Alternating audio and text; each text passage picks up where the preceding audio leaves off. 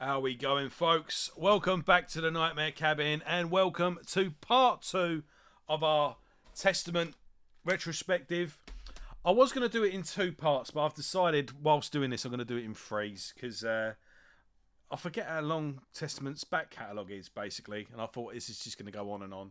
So it was easier for me to manage just to do this bit, and then yeah, we'll do it as a three-parter. So today we're going to be covering 1996 till about, let's see, 2005. And then, so we're going to go through the 90s period, the difficult 90s period that all bands of Testament's stature went through. A bit like I did with Overkill, really. Again, massive long back catalogue. There was no way I was going to, well, I could have done it in one or two, but it would have gone on for about 4 hours and no one watches that. So yeah, let's get on with it then. We'll start with 1996's Low. So if you got to the recap to part one, we covered the first 5 albums, and I decided to do the first 5 albums because it was the original lineup. So with this, the landscape was changing with metal. Either Metallica had gone mainstream. Some people, a lot of people, embraced groove, and some split up. Some tried going commercial. Some tried following Metallica's example and going mainstream, trying to get the radio in. Some went grunge, and some people went through lineup changes as well. And whilst Testament did go through some lineup changes, and they kind of embraced a little bit of groove, but not a lot. But what they did, they embraced the underground and just went heavier. Is the short story. On this album, we've got a new guitarist and a new drummer. So Alex Skolnick left the band, as well as Louis Clemente. And yeah, the band basically got heavier, went to work, and produced this underrated gem of an album. This is a old friend that you didn't know was, you forgot he was there the whole time. A reliable friend. And I mean, Dave McCain artwork, you can always tell. Everyone had Dave McCain artwork around this time. I say it all the time, but yeah, Machine Head, Burn My Eyes, Frontline Assembly. I mean, he had a cool aesthetic, and there is a very 90s, But yeah, that's fine. I love his work. Like I say, so we got new guitarist James Murphy and new drummer John Tempesta. John Tempesta started out in White Zombie. He was in he was on Exodus, did 2 albums with them, and then when Exodus was starting to, we're talking about the period when thrash was kind of dying, and yeah, basically Exodus were running out of road. I don't think their record label was up to much. Their last couple of albums hadn't done as well either, and yeah, John Tempesta basically jumped ship and joined Testament. James Murphy, Agent Steel, Death, Obituary, Cancer. Now he's in Testament. And so they've got these heavier musicians. Obviously, James Murphy's been doing a lot in death metal, but was always a melodic player, and he fits in with Testament perfectly. It's produced by Garth, again, another respectable producer who's gone on to do a whole multitude of albums, but he tends to be more like a hardcore metalcore producer nowadays. Bands like Hatebreed and did he do Norma Jean? I'm not sure, but yeah, this has got that. I don't know what it is about 90s metal, but it's always like it's in permanent winter. It's got a very dark atmosphere to this album, but it's quite a varied album as well. Listening to it this week, I forgot how varied it is, and I forgot how good it is, quite frankly. I mean, this is a fantastic album. Really heavy, but really diverse as well. So we've got 12 tracks, 47 minutes. 2 of them are instrumentals, and they're actual instrumentals as well. No, just like some frilly intro crap. Like they really get into it. So yeah, opening up with Low. Occasionally pops up in the band's live set. Even today, it's quite typical Testament but sounding like this is a new era. This is, in terms of song, like craftsmanship of the song, it's quite typical. But in its sound, it's like they've got heavier. There's a stylistic change, but it works. And one thing as well with this, so they've gone heavier. They kind of embraced the sort of death metal aesthetic as well as like the crunch. They've acknowledged Pantera's come along. They've acknowledged, they've obviously been listening to death metal and thinking, how can we incorporate it into? They adapted brilliantly. Excuse me, it was a genius move by them, and they were going to be going underground anyway, by the sounds of it. So everyone else was. They was playing smaller venues. Well, these venues is where death metal was coming up, and they just blended in. Perfectly. But yeah, Low, it's chunky. Dare I say, a little funky in places as well. But great opening track, leading into Legions. Another chunky, heavy song with a big groove during the chorus. Chuck's embracing death metal vocals as well. He's not just going full on death metal, but he's just mixing it in with what he's doing with this. And during that chorus, like, you call this a family. So he's maybe doing a bit of Phil Anselmo, really, where he's doing the rough vocals but keeping it melodic. But he's always got that. He's got like quite rough vocals, but has still a really good range, Chuck Billy, and he's just added that into the mix. He can do quite a lot with his voice. He's a versatile singer, and I don't think he gets the credit for it, actually.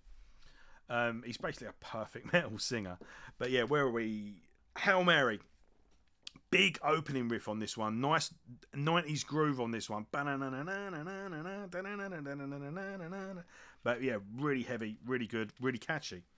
Then we go into Trial of Tears, and the album takes a big left turn. So you start off with like a good freshy number, good mid-pace groover. Then we got a nice catchy main riff, like the catchy, you know what I'm talking about.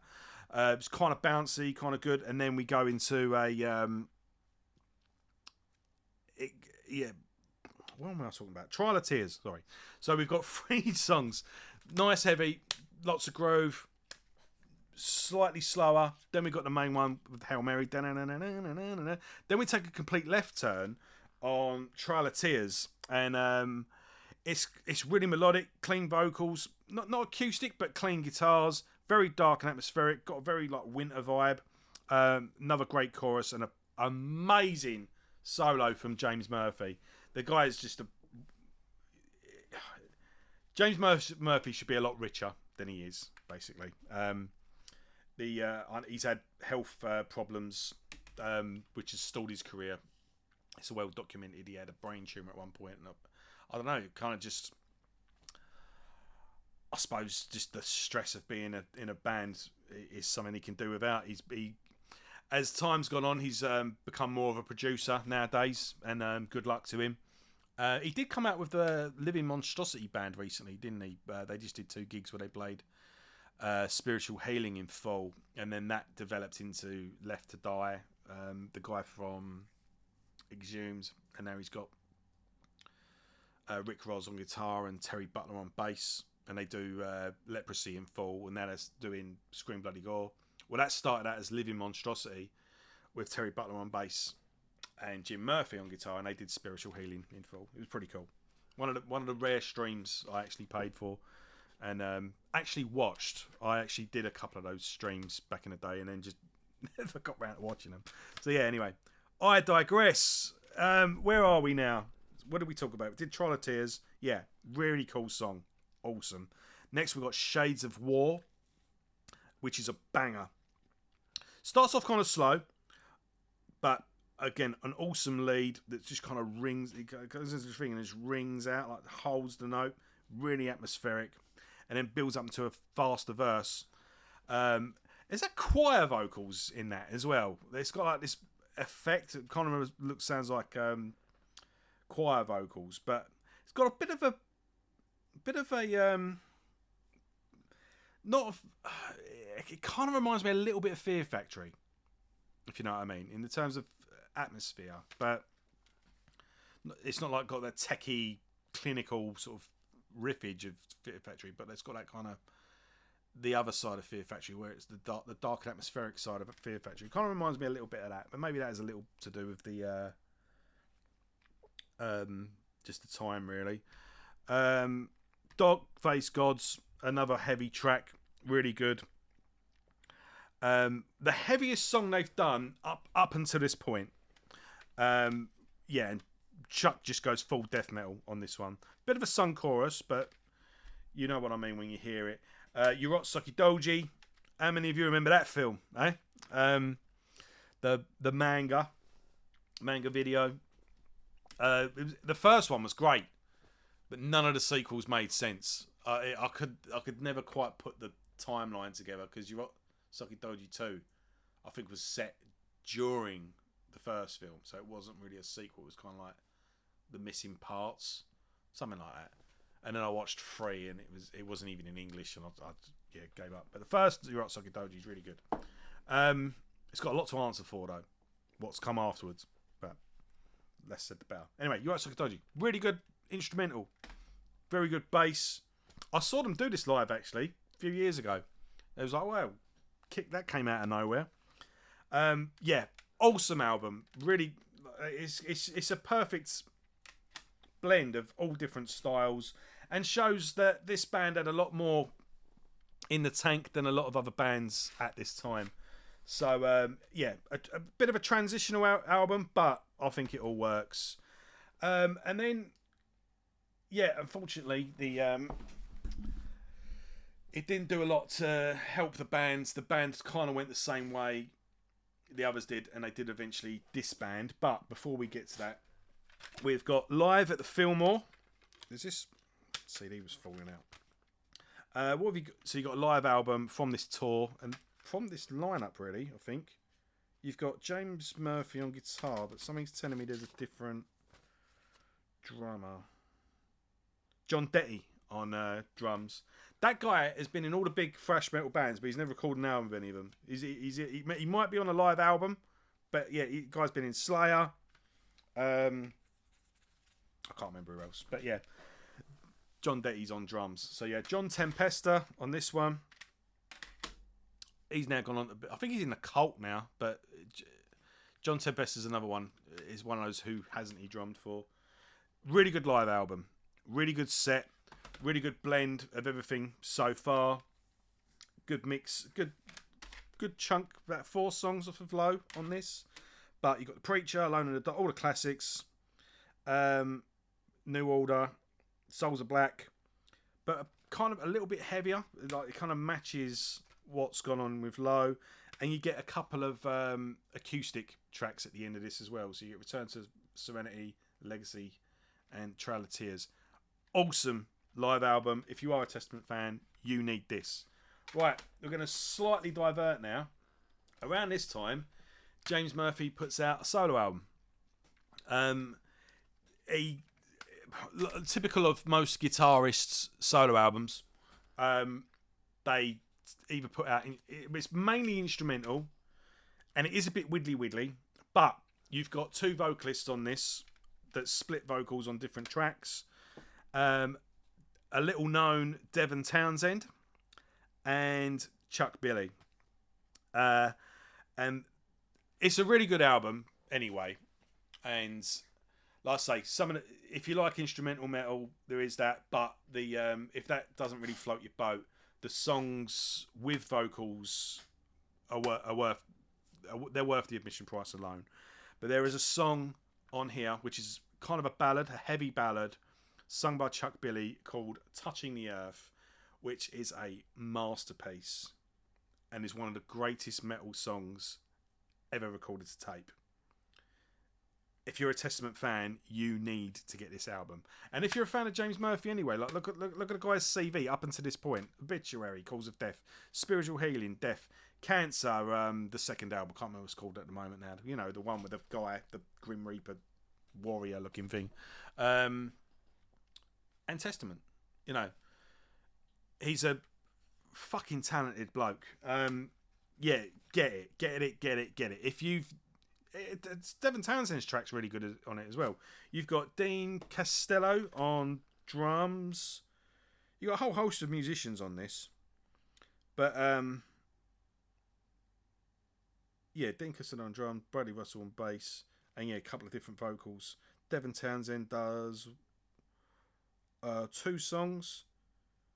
Oh, Chuck really just does the one. Eddie Ellis on there. Eddie Head, the second guitar. But anyway, yeah, get it. And you definitely check out James Murphy featuring Chuck Billy, Touching the Earth. Got to get it.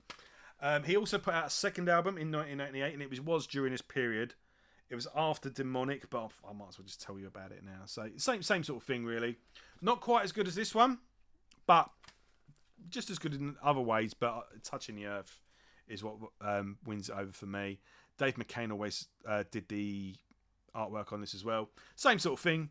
Instrumental, mainly. Widdly guitarist, solo album stuff, mainly. But you got vocals on here as well. Again, by Devin Townsend and Chuck Billy. Is Devin Townsend on this one as well? Don't quote me on that. No, maybe not. Right, no, I lied. Sorry. Chuck Billy's on it, though. John West, Chris Long, Trent Gardner, Chris Kontos, remember the guy that drummed on the first Machine Head album? He's on it. Steve DiGiorgio on bass, and Dean Costello back on drums. Not Dean Costello. Dean Castronovo. That's the drummer on both these albums. I mispronounced his name. Sorry. Well, I said the wrong name. Currently in Journey, that guy. But yeah, check these out. There's some treasures on here and some gems, and with Chuck Billy on vocals, yeah. So right, so we got Low. We got the live album. The band kind of disbanded at this point. James Murphy does a thing, and then the band actually formed. Well, it's not the band. Chuck, Billy, and Eric Peterson do a new project. Now, at this point, the label tell the band, Testament is done. We can't release an album as Testament. You're going to have to start a new project. So, they, Chuck and Eric recruit Gene Hoglan on drums. Remember him? And Derek Ramirez on bass. And Glenn Alvarez, I think that is. Alvarez.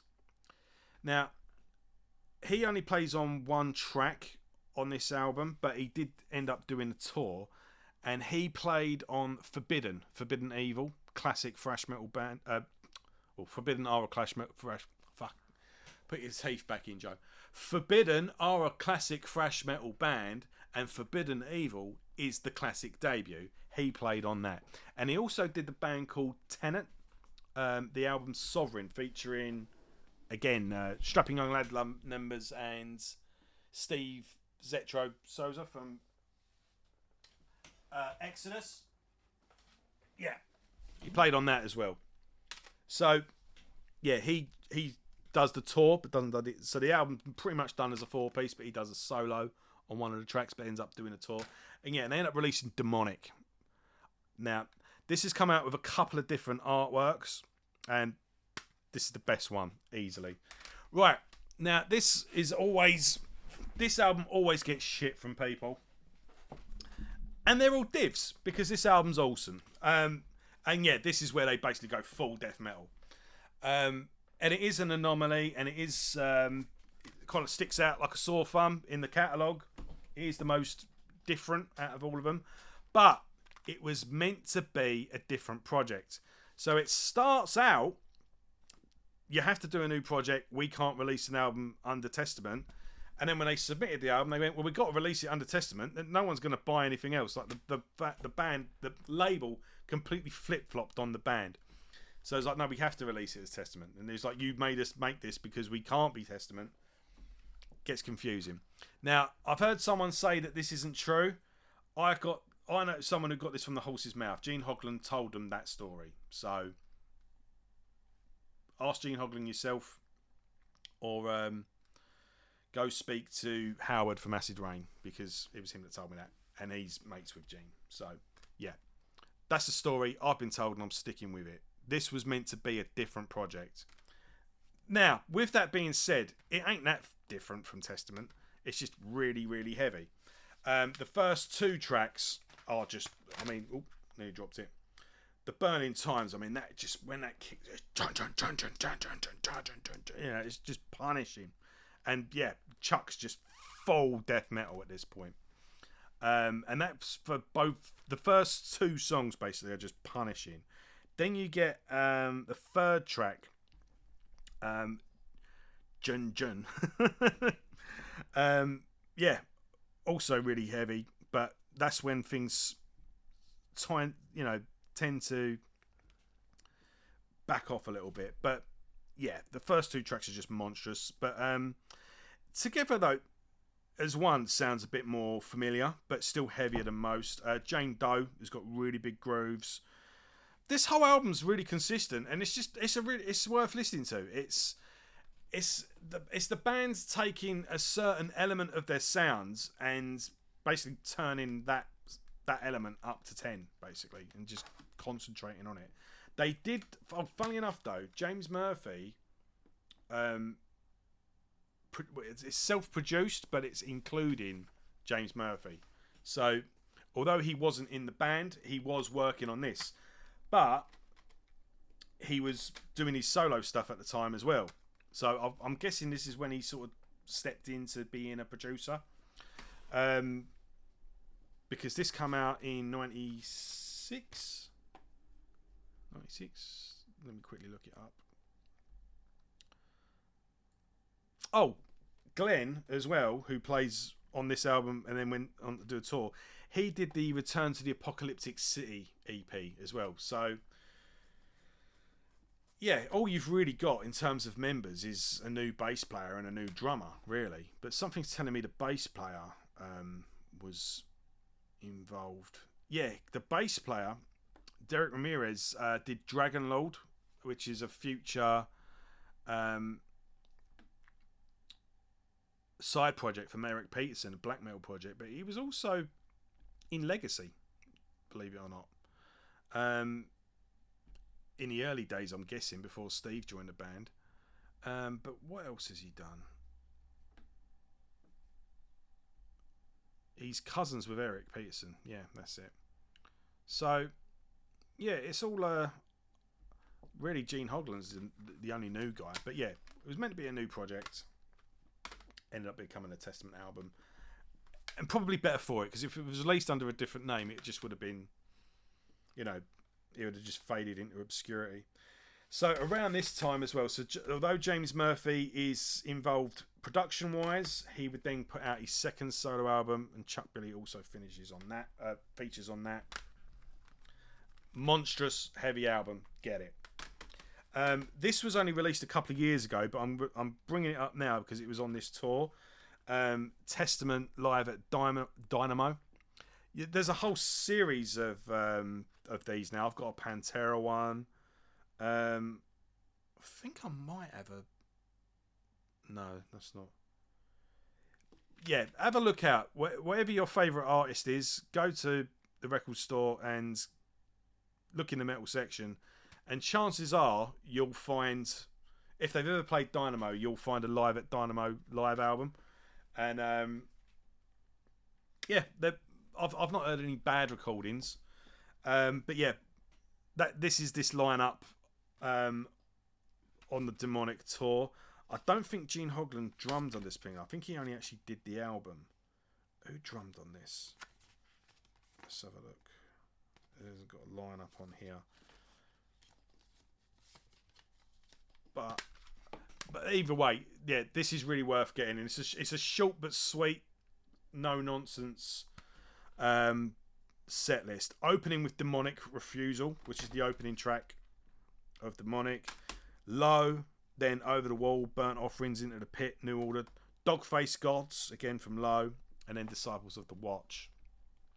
Let me just get the lineup of this live album, because it's definitely worth getting. It's worth checking this out if you can find it. Like I say, it was on this tour, but it only came out in 2019. Here we go, I found it. Let's quickly look at the lineup when this feels like kicking in. Right, so obviously you got Chuck and Eric. Yeah, Glenn Alvarez. I can't pronounce his name. I'm sorry. Derek Ramirez. Yeah. So, John Detty back on drums. See, always reliable, John. Right. So the band get together again. Another slightly new lineup. In 1999, they released the masterpiece that is The Gathering. James Murphy's back on guitar. Steve DiGiorgio is on bass. And Dave Lombardo, the legend from Slayer, is on drums. And we're carrying on basically where we left off with Low and Demonic. And I've just got to show you this. Let's zoom right in now. Can you see that? You see the signature? Signed by Dave Lombardo, my friends. Oh, yes. I met him in a hotel and conducted an interview with him. I got him to sign Hell Awaits. I had a cool fold-out digipack version of Hell Awaits at the time, which he was impressed with. He hadn't seen it. I got him to sign this, and he said then, "Oh man, this album's awesome." And I got him to sign Phantomus, the first Phantomus album as well. So yeah, 10 out of 10 album, thrash metal masterpiece, 90s masterpiece, later day masterpiece for the band. This album rolls. I don't know really what to say. Do you want me to go for song by song? DNR. The previous tour Testament did. They opened. I think they did a twin tour with Creator. They opened with DNR. Awesome. Down for Life. Great chorus. I can't remember the. I can't save my friend from himself. Eyes of Wrath. Really atmospheric. Really dark. Fantastic. I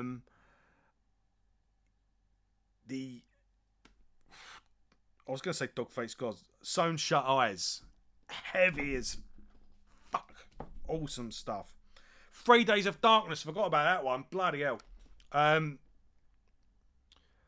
enough, this one's... I was thinking... there's a bonus track. Hammer of the Gods. I was like, oh. And I realised that he is actually on this edition, so that's fine. Yeah, you get Hammer of the Gods, which is like an instrumental... bit like You're at Sokodoji, but that's just a bonus track.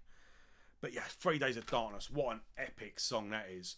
Whoa, whoa. Dun, dun, dun, dun, dun, dun, dun. You know, fucking great. Yeah, one of the best albums ever. Yeah, and that leads up to it, really. You get kind of transitional, kind of experimental, but it all works. Really, really good. Really good live album. Couple of solo albums from James. We can put them aside for now. I just wanted to touch on them, really.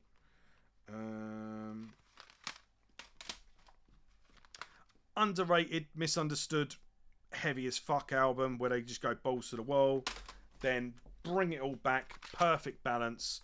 The perfect blend of everything the band have done up to this point with modern day heaviness. Classic metal with the modern metal crunch. Gathering is awesome. Check out that live album if you can. Then, right. When did Chuck Billy's Cancer come into it? I need to quickly look it up.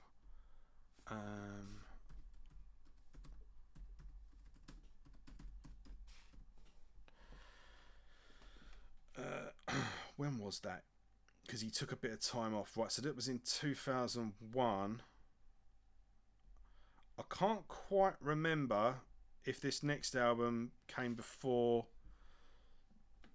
excuse me, or after, because this came out in 2001. I'm sure of it.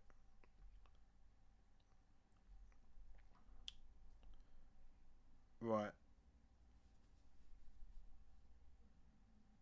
When did Chuck Schuldiner die? Right, I got my timeline a little bit mixed up, but I can't remember if it was before, during, or after. I'll have to quickly. Right, here we go.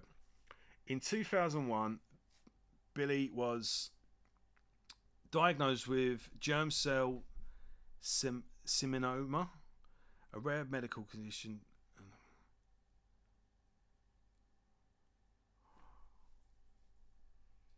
Right. So, yeah, it must have been around the same time, but I'm just wondering when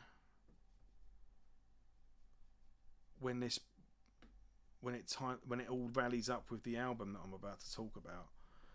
I should have done my research. I did do my research. I just didn't think to bring up Wikipedia at the time.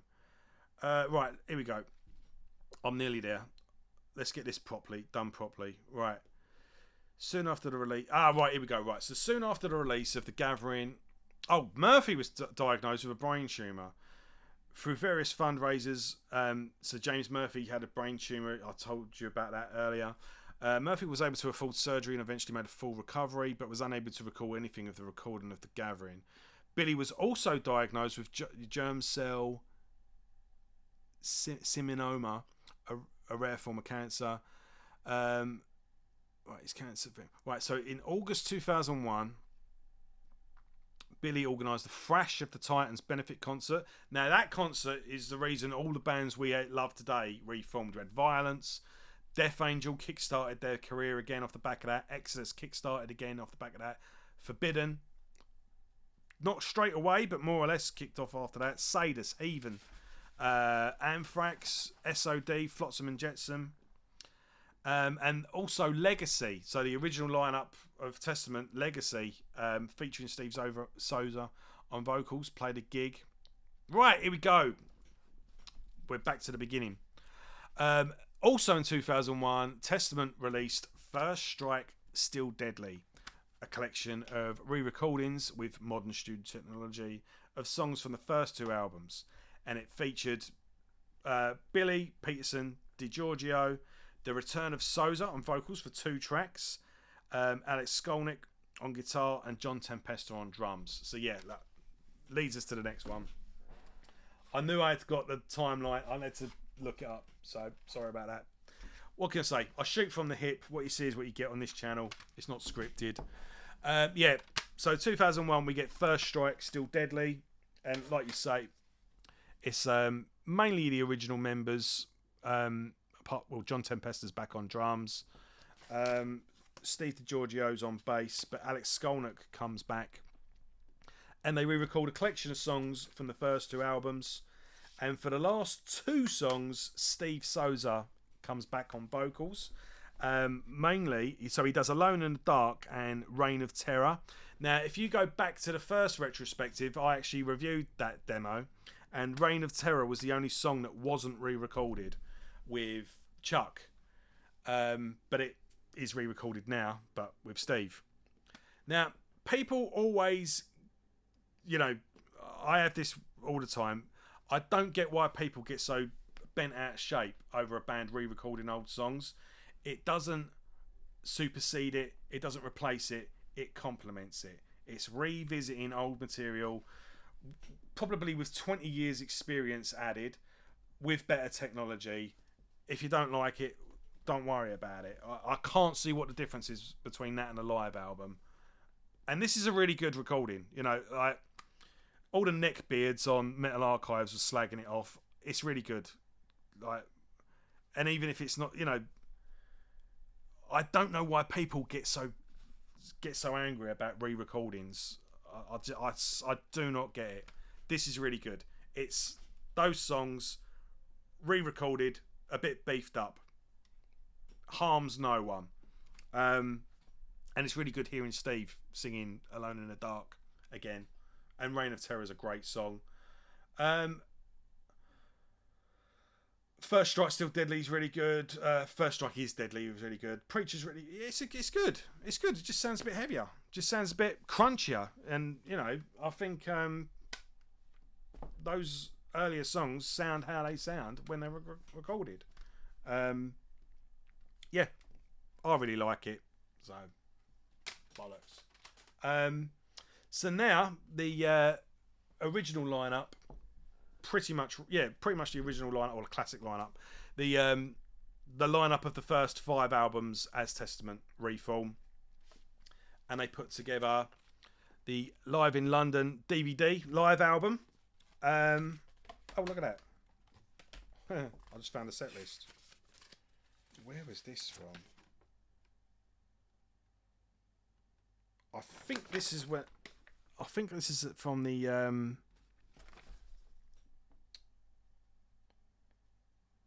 I think this was at the it's now known as the Coco, but it's Camden Palace.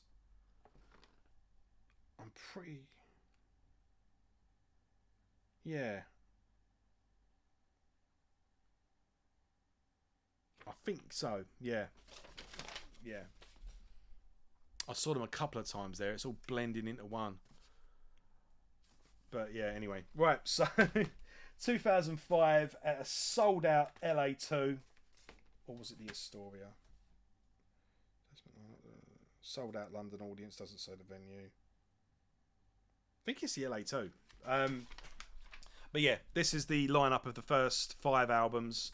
Louis Clemente back on drums, although for some reason he only does the second half of the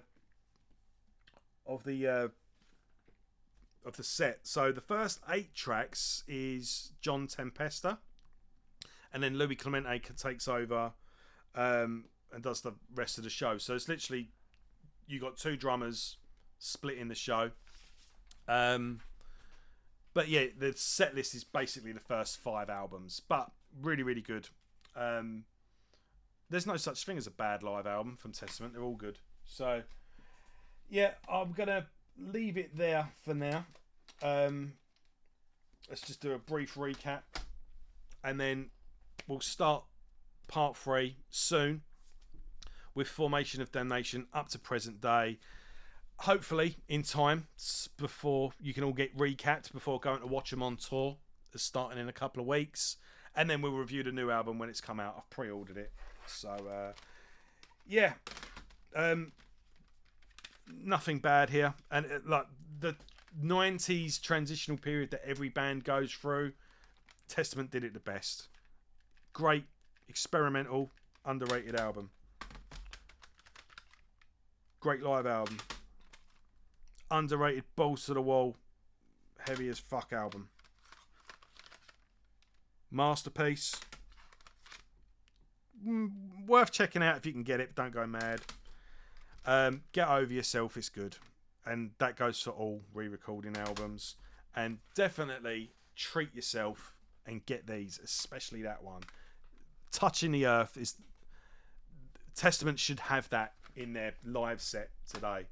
And yeah, check out Live in London if you can still find a copy as well. I'll dare say this is probably on YouTube, but it's definitely worth a watch. Right. Thanks for watching, everyone. Part 3 is coming soon. We're just doing it bite size, and I'll do a Formation of Damnation up until present, and then I'll do the new album when it comes out separately as well. Right, thanks for watching, folks. Take care.